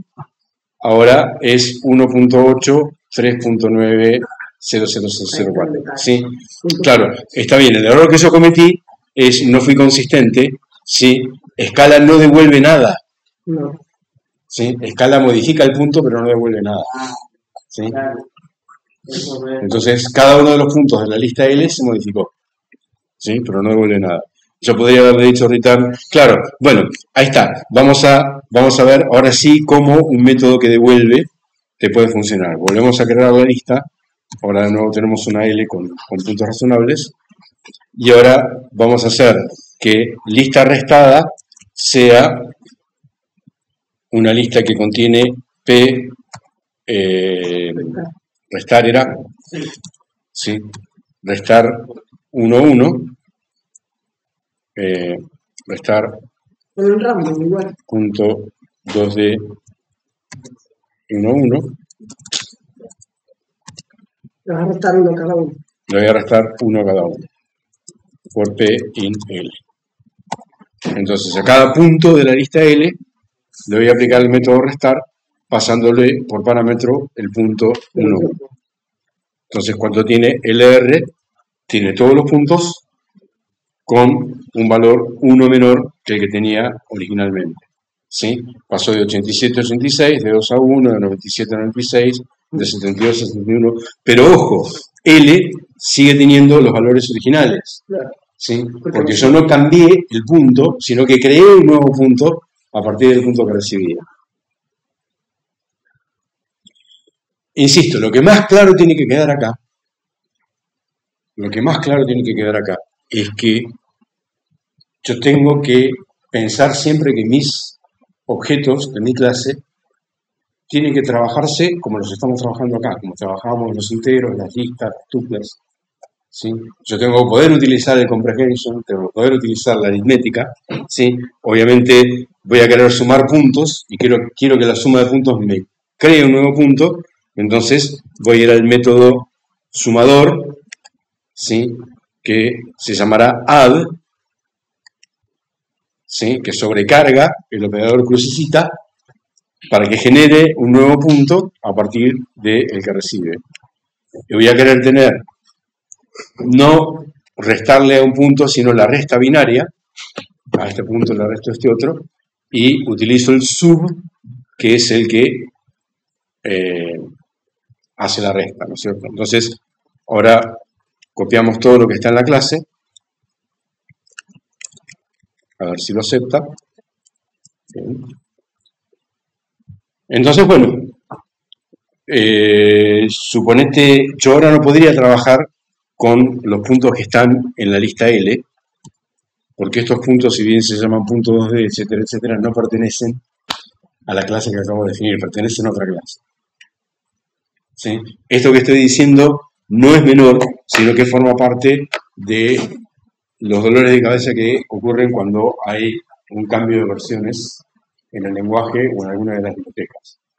Si afortunadamente esto ya es poco frecuente que ocurra, pero se acuerdan que al principio de la materia yo les comentaba, estuvo el Python 1 que no tenía garbage collector, entonces lo corrías un ratito y te quedaba sin memoria, luego vino el Python 2, luego vino el Python 3, y la última gran diferencia fue entre el 3.7 y los que vinieron de ahí en adelante. Yo sigo usando el 3.10, pero ya vamos por 3.12, pero los cambios en esas versiones son menores.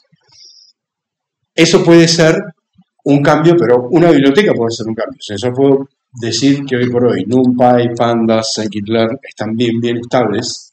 Ya todo lo que podría haber sido objeto de cambio ya cambió. Pero algunas otras cada tanto se modifican, sobre todo cuando hay cosas nuevas que antes no había. ¿sí? Aparece una nueva tecnología, aparece una nueva red social, aparece una nueva cuestión, entonces, qué sé yo, un Beautiful Soup, por ejemplo, algo por el estilo, tiene que incorporar, poder abrir APIs de cosas que antes no había. Entonces, ahí vos te puedes encontrar con que tenés que una biblioteca que vos venías usando históricamente maneja los objetos de tipo no sé qué cosa de una manera, y la nueva los objetos de tipo tal otra de otra manera, y tenés como una especie de doble vida de los objetos, ¿sí? Nosotros podríamos ahora crear un nuevo punto P nuevo como punto 2D de 1, 2, por ejemplo, y ese Pn yo le puedo decir, por ejemplo, Pn menos Pn, ¿sí? Porque está definido el menos, ¿sí? Entonces me va a decir, es el punto 2D 0, 0, ¿sí? Menos es el método especial guión bajo, sub, guión bajo, y como yo lo definí, como yo le pedí que lo sobrecargue, es, vos vas a recibir un self, vas a recibir un otro, ¿sí? El primero va a ser el self, ¿sí? O sea, esto pensémoslo como tal conjunto ampersand tal conjunto. En vez de decir el tal conjunto punto union tal otro, pensémoslo como usar el operador infijo. Bueno, vas a recibir este, vas a recibir este otro, haces la resta y con eso creas un nuevo punto. Ahora, los puntos que están en L fueron creados con la versión anterior. Entonces, si yo le digo a L de 0, restale L de 1, por ejemplo, me va a decir, no está definido el operador menos. Si lo trabaja por PN, ¿cuánto equivale? No, Pn sigue siendo Pn. ¿Sí? Pn sigue siendo Pn porque la LT, la sub, ¿sí? Crea un nuevo objeto. ¿Sí? La sub crea un nuevo objeto invocando el constructor punto 2D en el return. A mí me quedó una cosa picando, o sea, desde antes. Si es que vos creás la función, Sí. y ahí, por ejemplo, haces un if que tenga que ser, sí o sí, por ejemplo, entero y flotante. Sí, Y en el caso de que vos no le pasabas los parámetros que sean enteros y flotantes, sí, te daba un error, o sea, no era error, sino que Sí. te decía que no se sí, podía, sí, sí. pero después cuando lo llamabas, es como que lo había creado. Claro, sí, sí. Sí, sí. O sea, nosotros dijimos, ese es un caso especialísimo de gestión de errores, porque yo no puedo darme cuenta si los parámetros son incorrectos en el método constructor, sino cuando estoy ejecutando el método constructor. O sea que ya estoy ejecutando el método constructor y por lo tanto no me puedo ir del método constructor sin haberlo ejecutado, porque estoy en el método constructor. ¿Entendés? Entonces, yo podría decir la forma de no construir un objeto cuando los parámetros son inadecuados sea pasarle la responsabilidad del contrato, pasársela al que quiere construir el objeto. ¿Sí? Pero bueno, vos fíjate que acá empezamos a hacer aritmética entre puntos. Acá empezamos a hacer en esto que hicimos recién, que tiene que estar en algún lado, hicimos comprehensions con puntos. No lo puedo encontrar, pero bueno, recién construimos una lista por comprehension haciendo resta de puntos. ¿Sí? En todo eso yo no puedo pedirle, che, si el objeto está mal, no lo llames. ¿Sí? Lo tengo que hacer en la constructora, pero la constructora no tiene forma, hasta ahora, no tiene forma de decir, bueno, no me ejecuto nada. ¿Cómo no te ejecutas nada? Si te estás ejecutando. ¿Sí? Si vos sos la constructora y estás ejecutando, ¿cómo puedes no me ejecuto nada? Sí, entonces lo que yo necesito es un método, no un método. Necesito un mecanismo de control que se llama gestión de excepciones, donde un determinado trozo de código está protegido por una especie de arenero, donde, bueno, te corre el arenero y si no te lastimaste, ahí sí me comprometo y la ejecución es posta. Si durante el arenero pasa algo que no te gusta, bueno, no, esto no ocurrió, ¿sí? Borramos todas las pruebas, fingimos demencia y listo.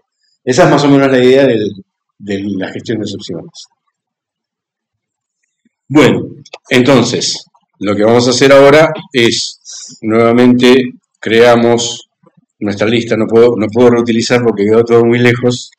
Así que bueno, creamos nuevamente una lista de puntos. Entonces, a L la llamamos con un punto 2D de randint de 0 a 100. Vamos a hacer de 0 a 10 para que sean chiquitos los puntos.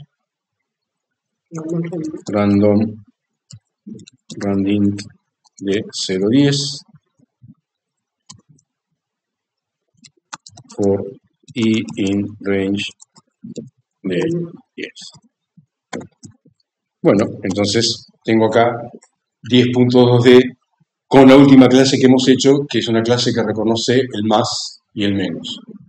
Entonces yo puedo decirle ahora a P, asignale, por ejemplo, L de 1 menos L de 2, por ejemplo. ¿Cuánto vale P? Punto 2D de 5 menos 5. Estoy haciendo aritmética con los puntos, porque yo sobrecargué el más y el menos como se me cantó. ¿Sí? Estoy haciendo eso porque me resultó la manera más adecuada. Y obviamente, esto me tiene que servir para algunas otras cosas. O sea, nosotros, ¿qué otra habíamos hecho? ¿Qué otra función teníamos? ¿O qué otro método teníamos?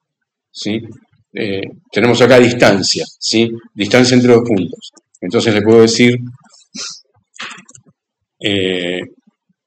fíjense que distancia devuelve un valor, o sea que yo no lo puedo hacer como distancia de P1 a P2, tengo que decirle P distancia a, suponete, L de 1. Puedes hacer un comprehension con Podría ser un comprehension. una lista que recorra hasta menos por ejemplo, 1 y vaya sí, haciendo la por distancia ejemplo, entre un punto y el otro. Sí, por ejemplo. Sí, ahí lo que dice el compañero es lo siguiente. Puedo hacer una LD que tenga la lista de distancias de todos los puntos de la lista L Con respecto al otro, a al consecutivo. un punto dado, ¿sí? Entonces acá le digo P distancia, no me conviene P, ¿sí? Suponete que lo llamo Q, distancia a P, que es este punto que tengo acá, for Q in L. O sea, anda tomando todos los puntos Q que están en la lista L, calculale la distancia de ese punto Q al punto P y con eso generarme una lista de distancias. Entonces la lista de distancias tiene esas distancias. Eventualmente yo podría hacer una lista que se llama lista de módulos y hago Q distancia a punto 2D punto de 0, 0, ¿sí? Porque la distancia al 0 es el módulo de punto, ¿no? Ya habíamos dicho que era redundante, ¿sí? Distancia a punto 2D por Q in L. Entonces módulos ahora tiene los módulos de todos los puntos.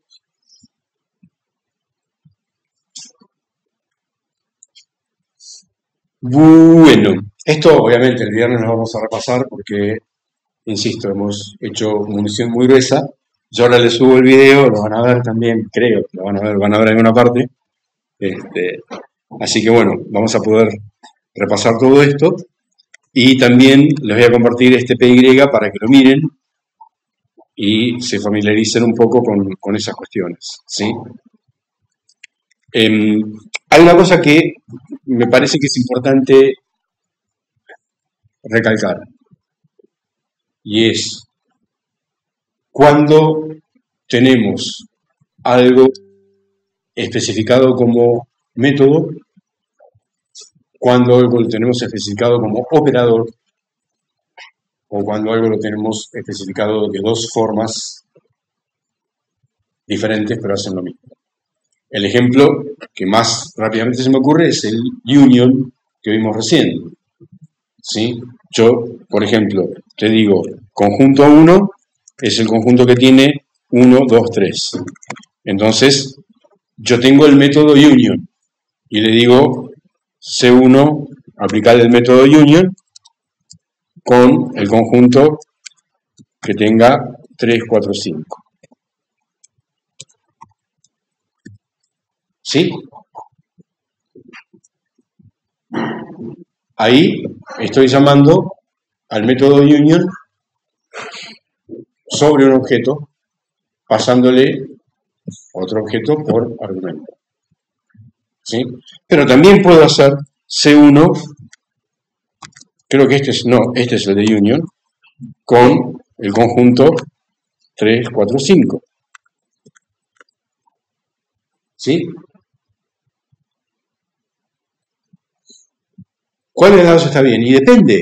Hay algunas veces que el primero me resulta más cómodo, hay otras que el segundo me resulta más cómodo.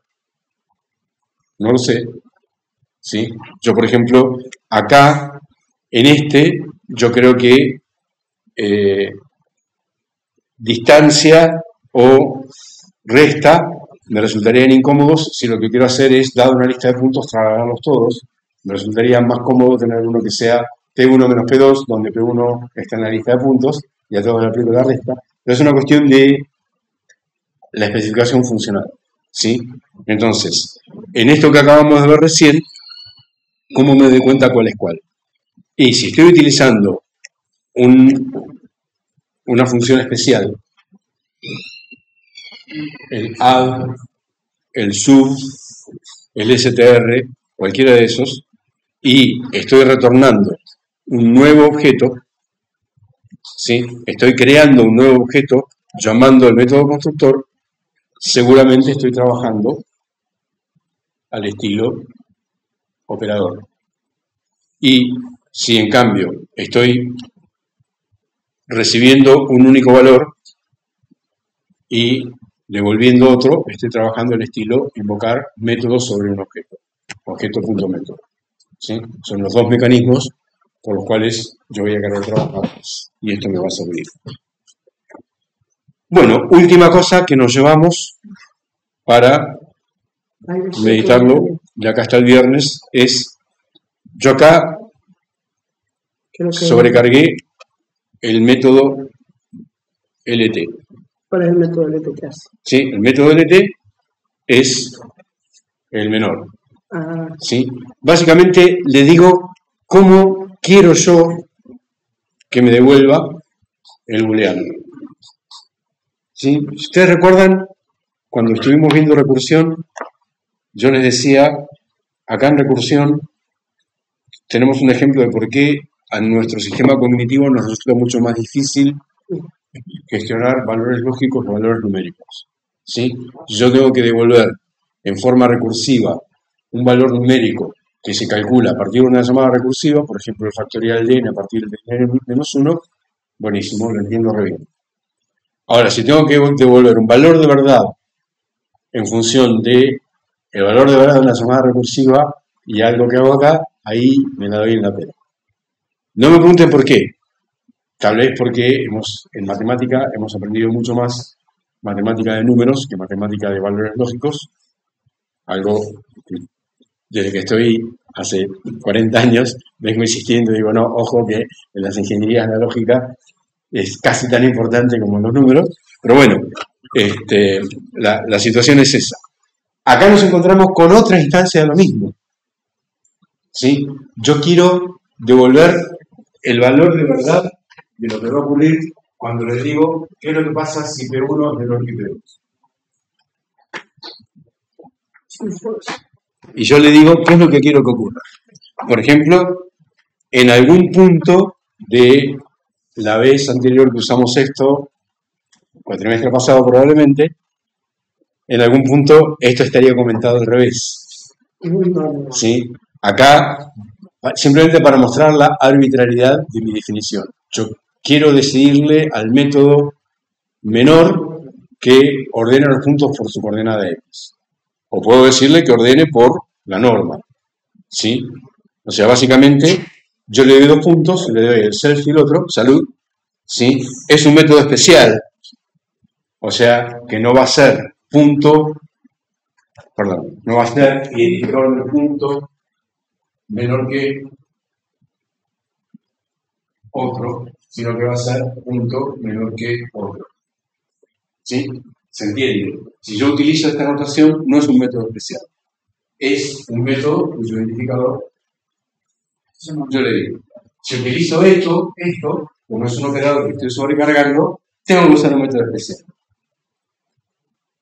¿Sí? Puedo usar los dos, no hay problema. ¿Sí? Puedo tener conjunto 1, punto union, conjunto 2, o puedo tener conjunto 1 barra conjunto 2. Los dos están bien, me sirven, no importa. Bueno, entonces acá básicamente lo que yo le digo es, vos recibís dos puntos, el self y el otro, y fíjate si el X es menor. Si el X es menor, devolvés verdadero, caso contrario, devolvés falso. Bueno, veamos si esto es cierto. Entonces, yo acá lo que voy a hacer es decirle al calculador, decime si L1 es menor que L2. Me dice falso. ¿Qué tiene L1? L1 tiene 9,2 y L2 tiene 9,1 y el X es igual. Así que igual no es menor. Pero, por ejemplo, el tercer punto de la lista tiene un X que es menor. Entonces, yo puedo preguntarle si L2 es menor que L1. Entonces, acá sí me dice verdadero. ¿Sí? Estoy comparando por el X nada más. Si el X es más chico, dice verdadero. Si es igual o mayor, me dice falso.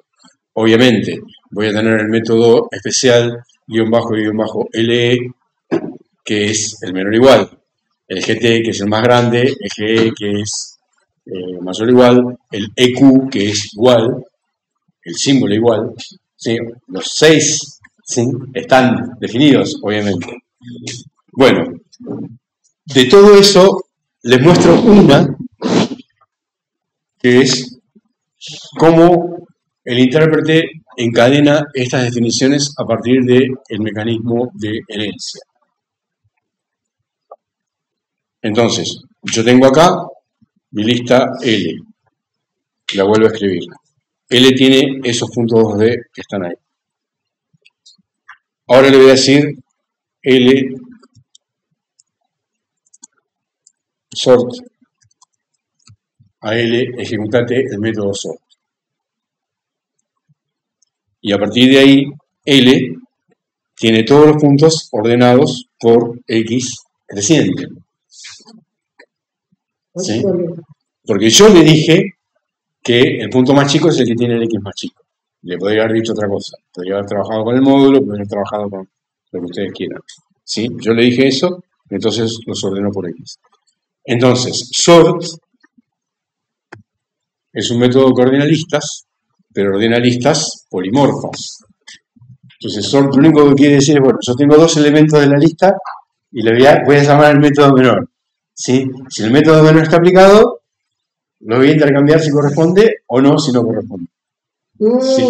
Si el método no está definido, voy a decir, bueno, no sé cómo ordenar una tupla con un entero o un entero. O sea, que sort es de lista. Y él ve que si los objetos que están dentro de la lista tienen implementado el menor, es que él implementa a partir del... Exactamente. ¿Sí? Si ustedes... Esto que está metabolizando Dainer, ustedes lo metabolizan, van a ganar conceptualmente algo realmente muy importante. ¿Sí? Porque obviamente yo no voy a hacer un método ordenador de listas de enteros, un método ordenador de listas de tuplas, un método ordenador de listas de... No voy a hacer eso. Ordenar es una operación genérica. Si yo sé intercambiar y sé comparar, el objeto que sea, lo puedo ordenar.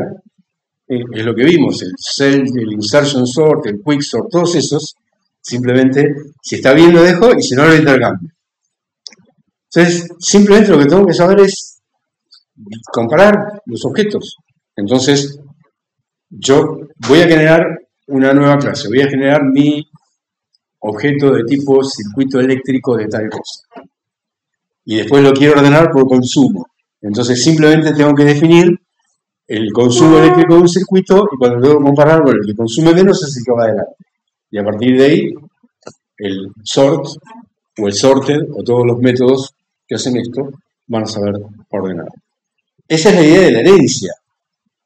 ¿Sí? La herencia es la superclase hereda cosas de la subclase. ¿Sí? Está el punto 2 de acá y está la lista acá. Entonces, lista, cuando tiene puntos, hereda el comparador y el sorteador de lista, el ordenador de lista, le permite... Pregunta. Si tú no tuvieras implementado el LT, sí. Él no puede hacer eso. Claro que no. O sea, vos... vamos a hacerlo. ¿Sí? Vengo hasta acá. ¿Sí? Vengo hasta acá, copio todo. Vuelvo a crear mi clase .2D y creo otra vez puntos de nuevo. Entonces hago que P sea .2D de 1, 2 y que Q sea .2D de 3, 4. Entonces, esto sigue existiendo porque esa función no la destruí, ¿sí? Pero si le pregunto si P es menor que Q, me va a decir este operador no está soportado entre puntos. Entonces, si yo ahora le digo en L, haceme un .2D de randint de 0, 10, randint de 0, 10, for i in range de 10, de 5 para que sea chiquita. Tengo acá en L una lista de nuevos puntos que saben hacer todo lo que sabían hacer los puntos anteriores, menos compararse. Entonces, si ahora le digo LSort, me va a dar, LSort, me va a decir, este método no está soportado en instancias de .2D. ¿Sí? O sea, sort, el método sort intentó comparar puntos. Y el comparador de puntos le dijo, esto no tiene soporte, no está definido, entonces acá me devolvió exactamente lo mismo que me devolvió acá. No lo puedo hacer porque no sé comparar objetos entre sí. Yo les aseguro que cuando termine de hacerse claridad en esto que estamos viendo, van a decir, esto está buenísimo, esto está realmente bueno.